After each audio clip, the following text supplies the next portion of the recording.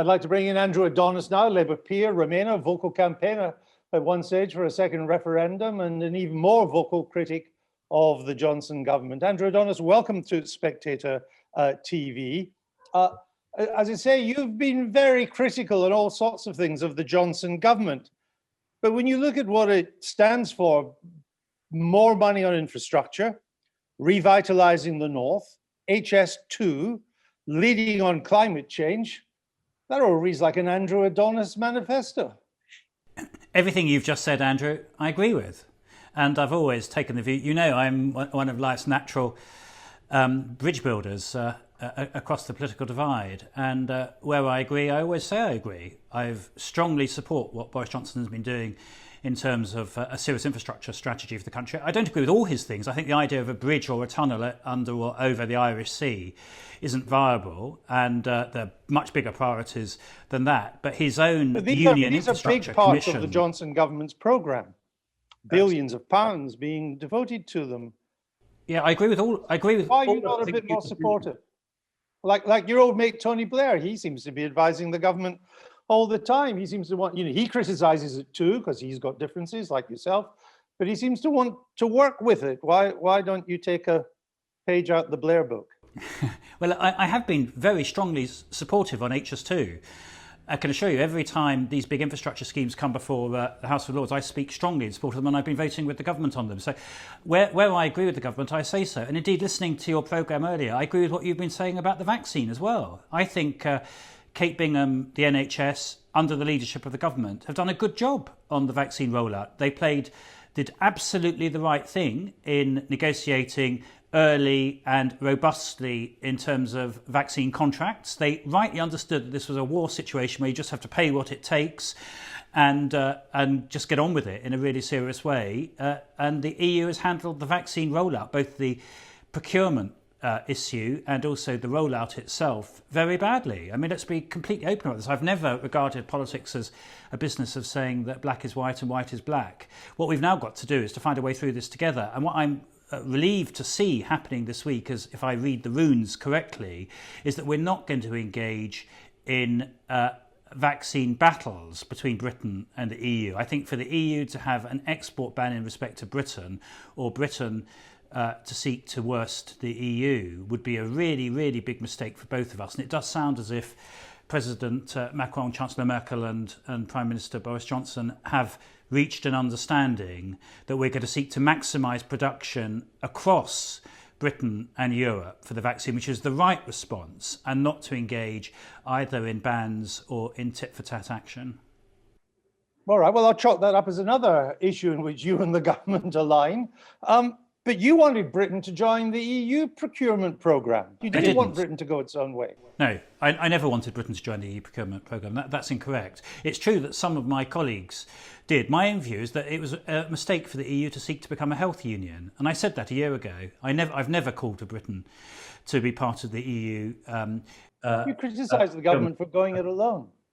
No, I haven't. That's incorrect, Andrew. I mean, you need to examine the record. I never said that we should be part of the EU procurement programme. My own view was that it was correct in this very fast-moving crisis, where the people who best understood the industrial production mechanisms and potential sources of production were going to be the member states, because they're the ones who know these companies best and are closest to them. And my own view, if I'd been in government a year ago, is that we should have opted out of any EU procurement programme, which we had the powers to do. So on that one, I'm glad to say I've been consistent all the way through. Oh, hold on. You said that the British vaccine rollout would lead to billions of corrupt contracts and the supply and distribution would be a fiasco.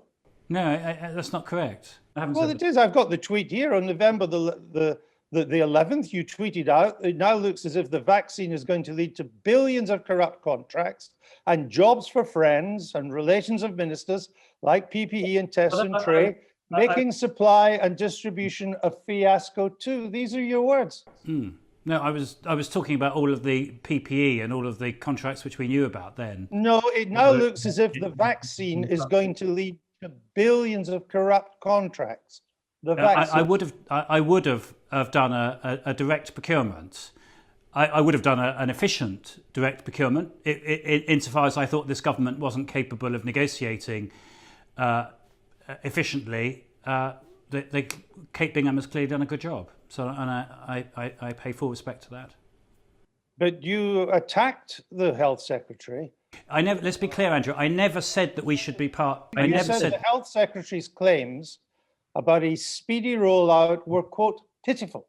Pitiful. I never said that we should be. Sorry, I'm answering your earlier question, and you're putting a different point. No, I've moved on. I never said that we should be part of the EU vaccine procurement. It was always my view that this should be done at nation-state level. It was my view, you're right, and you've just quoted the tweets, that I didn't think that this government would be capable of doing a highly efficient vaccine procurement. They have done a highly efficient vaccine procurement, and I pay tribute to that, and that's absolutely the right thing we need for the country. But it was never my view that the EU should become a health union. It wasn't my view then, and it isn't my view now. No, but well, even if you did support, as I say, even if you supported that Britain should be doing the procurement on its own and not going down the EU route, you did say it would lead to corrupt contracts, supply and distribution would be a fiasco, and that the health secretary's claims about a speedy rollout were, quote, pitiful. Now, these were your words at the time. Would you like to apologise to the health secretary now?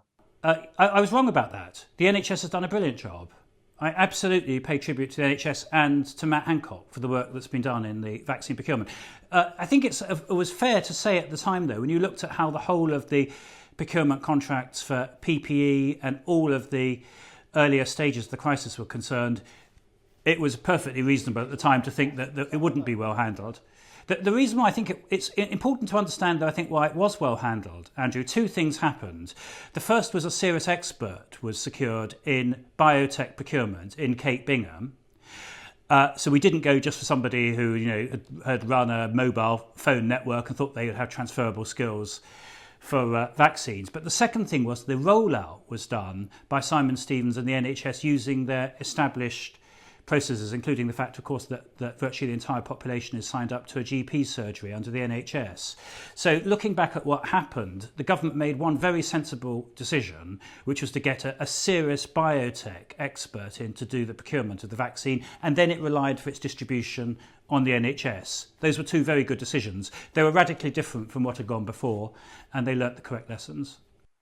Indeed, and you would have been justified in calling what had gone before a fiasco or pitiful, but not the vaccine rollout, which you did. But you've now clarified that, and you're right. You have been very critical of the European Union or European Commission's handling of its vaccine rollout, and particularly of the president of the Commission, Ursula von der Leyen. You even called her the Theresa May of European politics. But when the British... I didn't want to be outdone by you, Andrew, in my descriptions of her. Sorry, I missed that. Say that again. I didn't want to be outdone by you in my description of her, because I knew I was coming on your programme. That's exactly regarded as it's hard to be more damning. But when the British people and then the Tory party quickly rumbled that Theresa May was a dud, they got rid of her. How do EU citizens get rid of Ursula von der Leyen? Well, let's be clear, it wasn't British citizens who got rid of Theresa May, it was the Conservative Party. No, I did say that, but they did that because they realised that she was going down badly with the British public, so they got rid of her.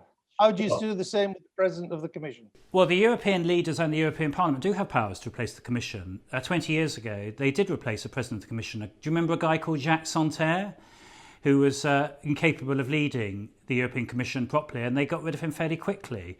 I don't know that we're at that stage yet, because if you look at what's happened on Europe, there have been two big sets of mistakes. The first was the failure to get on top of procurement very rapidly.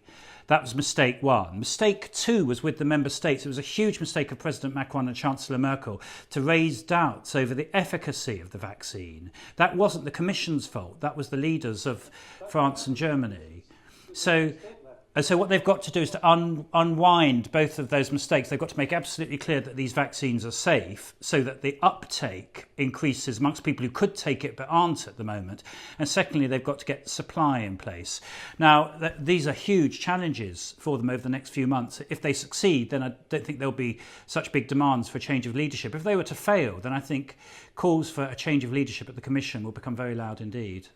But despite the difficulties, I put it no higher than that the European Commission has faced in its vaccine rollout, we now have senior EU politicians, like the President of the European Parliament, saying, as they often do in these circumstances, that the answer is not less Europe, it's more Europe. He says we need to develop a European health policy, more Europe, not less. I don't think that's going to be the view of most EU members after this. I don't think it's going to be their view that the EU should become a health union. But it's important to understand what we're dealing with is a serious, very, very serious one-off crisis. I don't think either you or I expect that we're going to be going from pandemic to pandemic. So every country has had to develop emergency arrangements for dealing with the pandemic, including how you procure vaccines, how you roll them out, and so on. I don't think that anyone looking at a pandemic after this would think it's a great idea to put the European Commission in charge of the procurement of a wholly new form of industrial production, which depends crucially on local production and local distribution. So I'd be surprised if any sensible political leader in Europe would think that the answer to the problems of this pandemic is to repeat the same mistakes in a future one. But hopefully we're not going to be dealing with a future pandemic on this scale. I would regard David Sassoli as the President of the EU Parliament as a sensible politician. You may not agree with him, but he's sensible. And we've been here before, haven't we? When Europe or people like the President of the EU Parliament say, we need to get Europe needs to get more stuck into this or that or whatever, important policies, people like you say, oh, no, Europe isn't ever going to go there. That's not going to happen. And it does. It does end up going there. Well, you need to separate out going down the health route.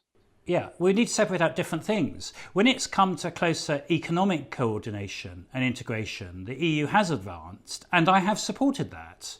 I'm a strong supporter, as was Margaret Thatcher, of the single market, of removing trade and tariff barriers, including non-tariff barriers in terms of the recognition of qualifications, people being able to move and so on, so that we create a much, much stronger European market. I supported that at the time. I support that retrospectively. I think it was a huge mistake for Britain to leave the single market and the customs union. It is my view, Andrew, that we will end up going back into them again because we will pay such a big economic price for not being part of the European market. I don't believe that the same arguments apply when it comes to the running of health systems. I think health systems are inherently national and indeed often local. If you go to Germany, the health systems are different between the 16 German states. So I don't think the same arguments apply. I believe that good judgment in politics means being able to differentiate between ideas that are good in one context and bad in another. It's a good idea to have European collaboration and partnership when it comes to deepening markets and trade. It's a bad idea to be trying to create one health system across 28 countries. But speaking of good judgment, you said in October 2019 that John Bercow was a natural candidate to lead a government of national unity. Are we really going to file that under good judgment? I think we should have had a government of national unity in October 2019. Under John Bercow? John Bercow, Dominic Grieve, David Lidington, any of these people would have been a huge improvement on Boris Johnson leading us into the hard Brexit we've got, for which we're going to pay an absolutely massive economic price. I think the majority of the British people would have supported that too. Straight.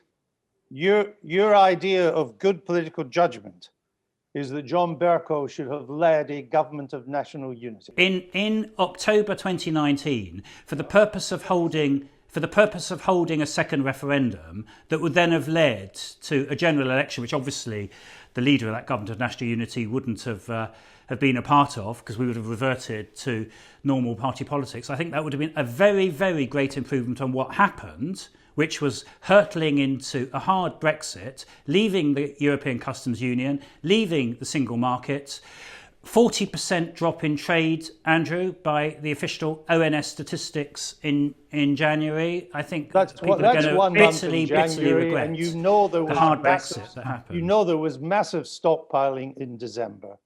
No economist puts any weight on 1 month's figures. Let's see what it's like by the end of this month, and we'll have a proper feel for what's actually happening. Well, any reduction. I mean, you're a free trader, Andrew. You know, let's be frank about the things where we agree.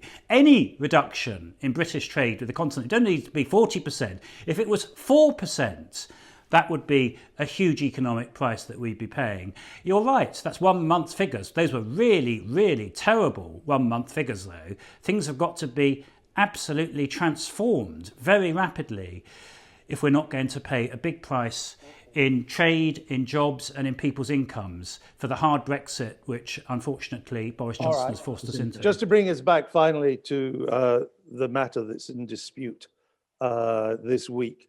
It is your judgment, I think you were saying, that the EU and the UK will pull back from the brink and what's been called vaccine nationalism, that they will come to a working arrangement. Is that correct? Well, fortunately, we've got Chancellor Merkel, whose judgment is always pretty good on these things, and she does appear to be steering the Commission very hard against export bans. And so, provided her wise counsels continue to prevail, it looks as if we'll concentrate on what we should be concentrating on, which is maximising production between us and not a zero-sum game of trying to ban exports between us.